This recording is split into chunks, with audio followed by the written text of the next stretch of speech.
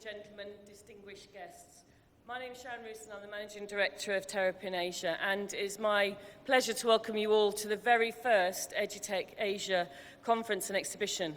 The line that I like most in the video is the part that says, "The future is hard to predict, let alone teach it." And I mean, it's pretty hard running events, but I don't envy many of you the jobs that you have. We run EduTech in Australia very successfully for many years, and about this time last year we made a decision it was time to bring the show here to Singapore. After a year of a lot of hard work and planning, the event is actually sold out, and we've got over 100 speakers, about 800 conference delegates who will all be coming into this room, 60 exhibitors, and overall we're expecting 2,300 attendees over the next 2 days. And it is a truly Asian event. We have delegations coming from over 34 countries across the world and across Asia. I'd like to take the opportunity to thank the IMDA for their support and their wisdom during the process. They are hosting an arena on the exhibition floor where they're going to be sharing the work they've been pioneering with schools here in Singapore. I'd also like to thank our exhibitors and sponsors, and in particular, I'd like to thank our title sponsor, HP, and our platinum sponsor, MasterCard. Both of them are going to be running some really exciting workshops and sessions during the next 2 days, and I encourage you to attend. Yesterday, we also took about 25 of our attendees on a tour of 3 international schools in Singapore, and I'd like to thank the Canadian International School, United World College, and Tanglin Trust for hosting the tours. I believe they were incredibly interesting. We've got loads going on over the next 2 days, and as conference pass holders, you can go to all the sessions, so I encourage you to study the guide and work out what are the best sessions for you. I'll give you a really quick rundown. We've got 3 main conference tracks. The K-12 leaders will be held in this room. We've got the IT leaders and the tertiary, and they're just going to be held on the floor below. There's a map in your guide. We've got the practical workshops in the back to school room. These are about an hour and a half long workshops for more in-depth sessions. We've got the maker's space. You may have already seen it in the corner. You can sign up for sessions and you can get involved and actually make some of their products yourself. We have a session called Breakout Edu, which our keynote speaker will talk about also, but I think it's a little bit like Escape the Room, except Escape the Classroom. And you can also get involved and sign up and do sessions with them. We've got the IMDA arena, which we've already discussed. We've got sessions run by teachers. They are self-nominated speakers, and they'll be speaking on the floor in short 10-minute speeches. And tomorrow we've got roundtable sessions. They're often the most interesting and valuable part of the entire event, and they've got sign-up sheets outside. Some tables are already filling up, and the sessions run twice, so you need to sign up on both sides. For each session, we rerun the same table. If you get confused, ask our staff and we'll help you. And then tonight, at around about 6 o'clock, please join us for some drinks to celebrate and to relax, hopefully, after a very busy day today, but also to help us launch our EduTech Philippines event, which we're launching in February next year in Manila. The exhibition floor is free to attend, and it's open until 6, so if you work in a local school, you can encourage your staff to also come down and take part after school time. And tweet. Our hashtag is EduTech Asia, and we're also going to be streaming some of our sessions live on Facebook, so if you like our page, you'll be getting those too. And finally, thank you to everyone for attending the very first event, and I believe it's safe to say that in just 1 year we have established EduTech as the largest event for educators here in Asia. We're already looking forward to 2017 and planning that. Yesterday we signed up I'm very excited about Dr. Tony Wagner, who's from Harvard, and the author of Creating Innovators, has agreed to come and keynote at next year's show. We've got some boards up outside, and we'd love your input. So if you've got ideas for topics or for speakers, please go and grab a Post-it note and help us out. So moving on with this year's show, I'd just like to introduce Lionel Chung. He's the Managing Director of HP Singapore, and he's going to officially open the event. As the Managing Director of the Printing and Personal Systems Group for HP Singapore, Lionel is responsible for the growth, business performance and market penetration of the PPS business. He also leads the Singapore team in driving the channel and portfolio strategy in its implementation across all enterprise and commercial consumer channels. Prior to his role, Lionel was responsible for delivering HP's innovation to consumers at home, at work, and on the go in the consumer GTM across APG. Lionel's primary focus was in partnering for growth with key retailers in the consumer channel through retail and shopper innovation. This includes leading the consumer sales, go-to-market team, along with the trade marketing for the region. Lionel has been in the consumer business throughout his career and has built his experience in P&G, Maxis, Nokia, and Samsung, both in-country and across the region. He holds a bachelor degree from the University of Wisconsin-Madison and has completed his MBA in the University of Bath. So without further ado, please join me in welcoming Lionel to the stage. Thank you.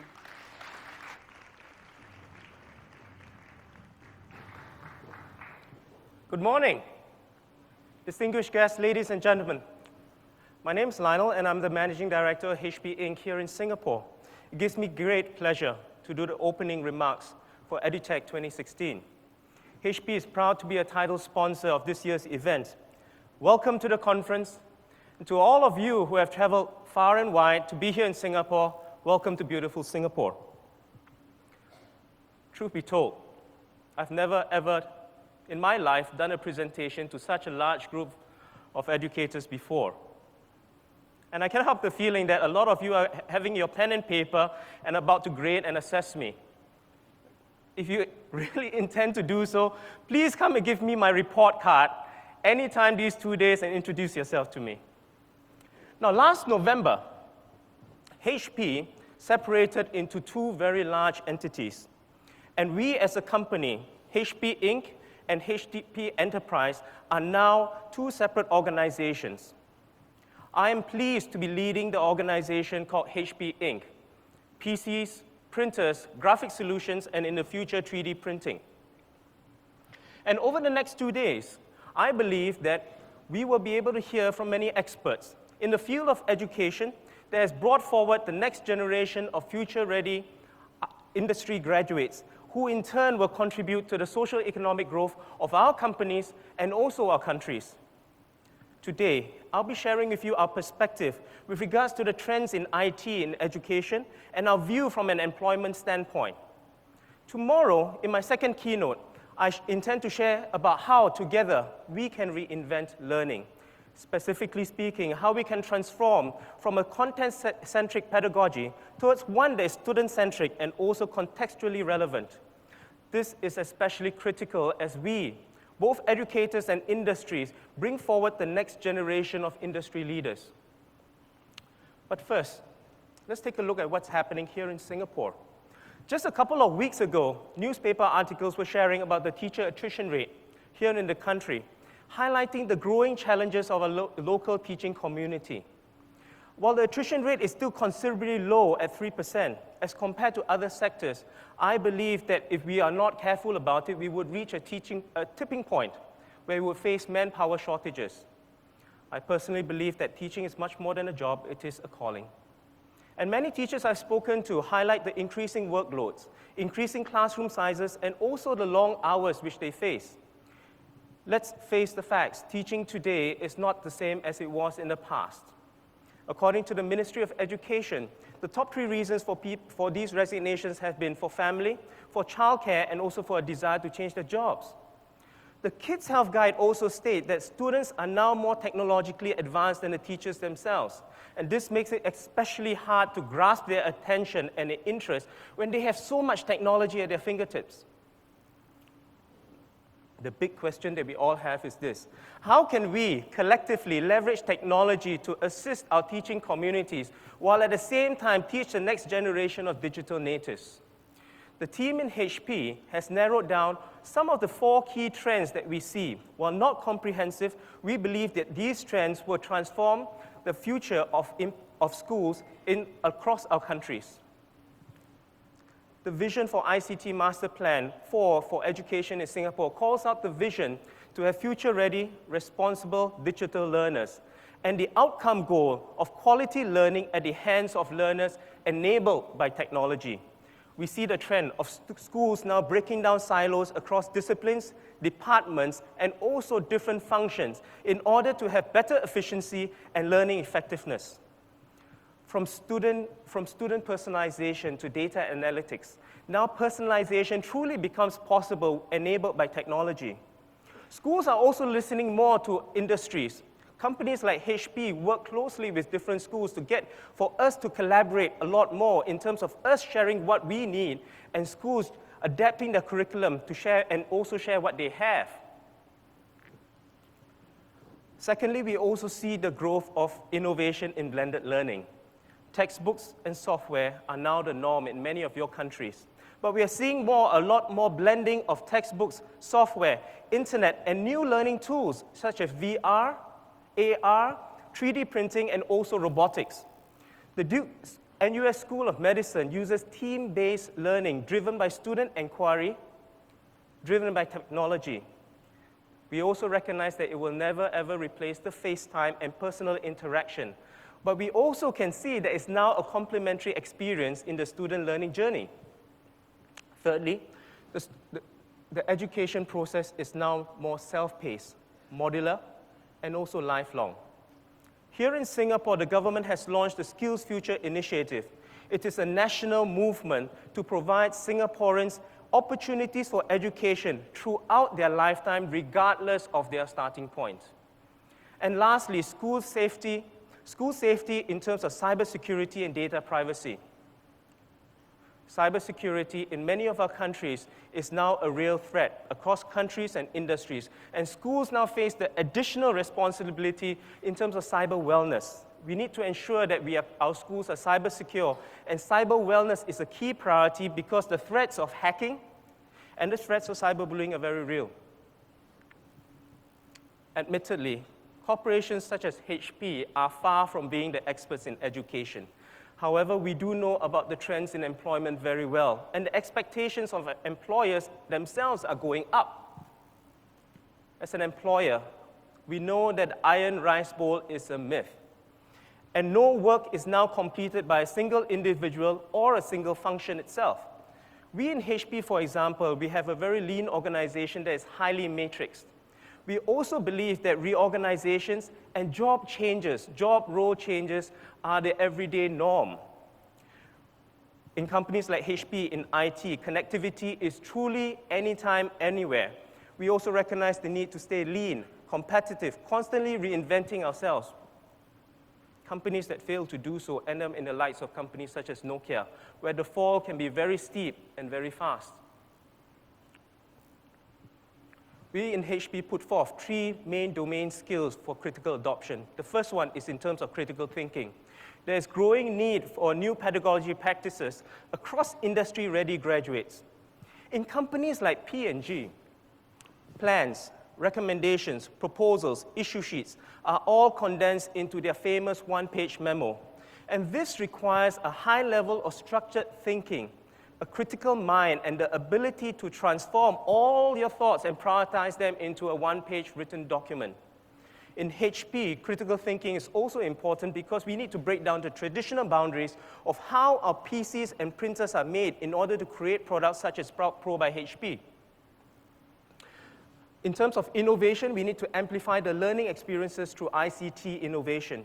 According to IDC's ongoing surveys with educators, many leading organizations, institutions such as yourself, really do support the shift away from traditional classroom learning towards one that's e-learning, virtual instructor-led, powered by mobility, new tools in multimedia, and immersive computing such as VR. However, we also recognize that the biggest challenge is not in training or in content creation. The biggest challenge is identifying the correct value proposition to educators to shift towards electronic training over current traditional pedagogy. And finally, in terms of collaboration, it is heartening for us to know that schools are breaking down the silos very fast, collaborating across departments, and best of all, reaching out to organizations across industries in order to stay relevant in a very competitive education world. I'm proud to say that we have alliances with universities such as NUS, NTU, institutions such as Republic Poly and ITE, and schools with special needs under the APSN and AWA umbrella. My question to all of us is this: are we working collectively, collaboratively together to ensure the next generation of industry leaders have the required skills of the future?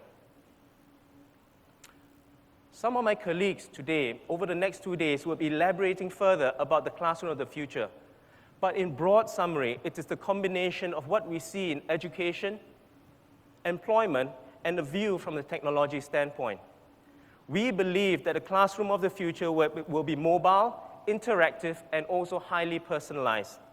Cybersecurity and cyber wellness will form the foundation of it all. But through the adoption of smart schools, teachers will be able to, and we aspire to be able to, save the time from manual work focus to quality teaching with the right adoption of technology. We also see the increase of blended learning combined with hands-on learning with new technologies such as virtual reality, robotics, and also 3D. However, let us all not forget that the future must also be grounded on clear learning outcomes and not introduce technology for the sake of innovation itself. In conclusion, I end my keynote with a rallying cry for both our exhibitors and also educators here today. For our exhibitors, I urge you to be a trusted partner and ally to our educators in the room. They represent the cream of education workforce, but they are also challenged every single day with tight time constraints, tight deadlines, and increasing expectations from the digital natives. For the exhibitors, be the partner to define learning outcomes and the process to achieve those learning outcomes. As a fundamental, ensure that your devices are cyber safe and cyber secure, because your reputation and the reputation of the institutions depend on it. And finally, be a reliable partner in terms of promises made, promises kept. There should be no hidden costs and also no over-promises to our teachers. For our honored educators and policymakers here today, thank you for your continued support and dedication to your profession. May I humbly suggest that you use the efficiency gains from technology to free the time to engage with students even more. Our digital natives are evolving faster than ever, but we all know that no technology will ever replace the quality of face-to-face time with a caring educator. The fact that you're here today demonstrates your openness and your willingness for innovation to be ambassadors for ICT in your respective institutions. I ask you to embrace and have an open mind with all the innovation that we bring, but yet at the same time keep us grounded on our high aspirations that we have. And finally, similar to solution providers, I urge us all to be clear about the strategic outcomes of ICT in education. Creating quality content is important, but we must never ever lose sight of the learning outcomes that we are trying to achieve with our digital natives. Thank you very much for your time, and I hope that you will have a very fruitful two-day conference. Thank you.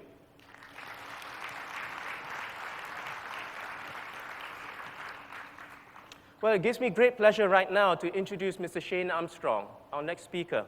Shane Armstrong is currently the CEO of the Canadian International School in Singapore, a role that commenced in June 2016. Prior to joining CIS, Shane served for 7 years as the President of International and Executive Vice President of Scholastic Corporation based out of New York. He also served as head of the publishing group with Times Publishing Limited, based in Singapore from 2006 to 2009, and as the Managing Director of Macmillan Education Australia for 9 years, as well as Macquarie Dictionary, Australia's national dictionary, and Macquarie Online. Can you please give him a warm welcome on stage?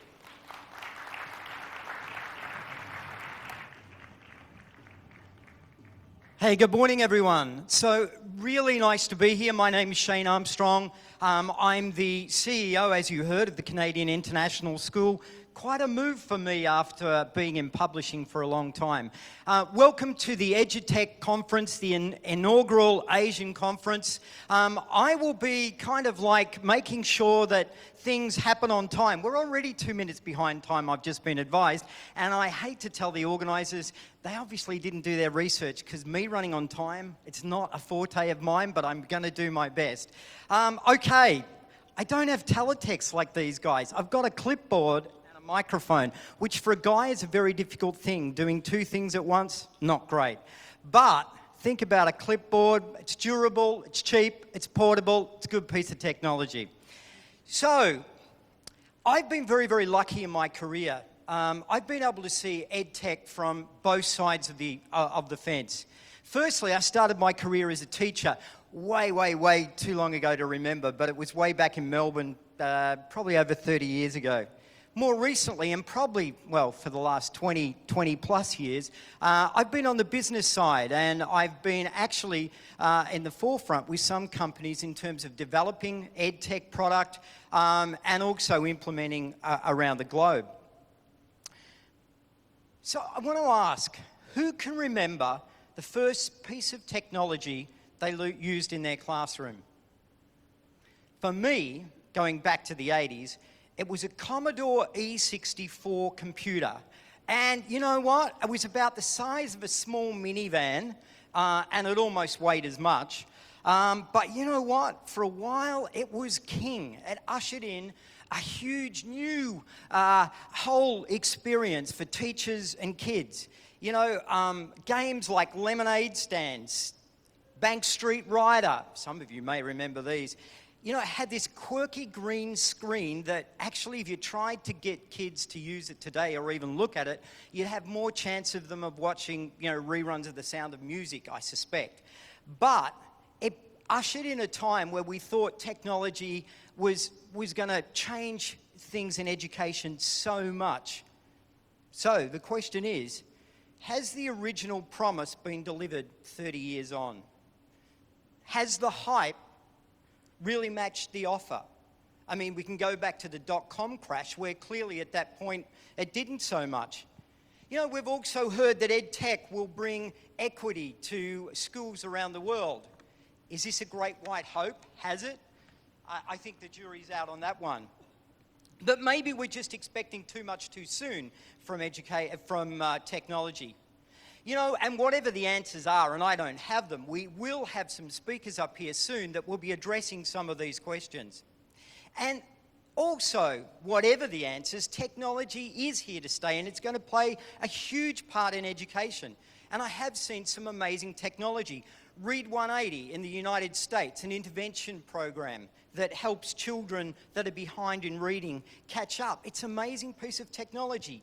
But, while it's an amazing piece of technology, its success really lays in the thousands of teachers that see the opportunity to implement it in their classrooms and make a difference to the children that they're teaching. That's the important part. They've bought in, and buy-in is really, really important. You can look what happens when someone doesn't buy in. You've got a program like Amplify, a platform like Amplify, that was launched to much great fanfare in the United States. It was going to customize and individualize learning for all these children. But you know what? Rupert Murdoch, who was behind it, has taken $1 billion write-off. He probably can afford it, but it hasn't worked. Why hasn't it worked? Well, it hasn't worked to date. Maybe it will. So, now that I'm back in a classroom after 25 years and visiting schools, what do I know? What's the difference? What do I see? Well, firstly, I think EdTech is still too reliant on too few champions. You know, if they leave, the whole program or the systems can fall down. Then you get a new cohort coming in with different technology that they want to implement because they've used it before. And you know what? Sometimes it's not so different to what was already there. You know, but this this thing is not only true of education, it's true of business as well. And really, when I go back to the Commodore E64 scenario, it wasn't any different in schools way back in the 80s. We had this guy called Norm Grinter who launched Commodore E64 and all the programs. He was so passionate. He lived and breathed it, but he left after 12 months. 12 months further on, all of those computers and programs had a white sheet covering them. They died, they'd passed on, because really there was no one to implement it. So as we go through the conference, EduTech, over the next couple of days, and we see the programs and the systems, and we look at the opportunities they may have for our classrooms, for our schools, to deliver amazing results, or just to make our schools more efficient, I think we need to be asking ourselves some questions. What are the priorities we have in our school? What are the problems that we have that we're looking to solve? Will the technology or the system or the program solve it? Are you ready to be a champion? And if you are, will you ensure that that you get buy-in from people in your school so that the tech becomes ingrained in the school? Really important questions. But you know what? That's enough questions for me, particularly without any answers.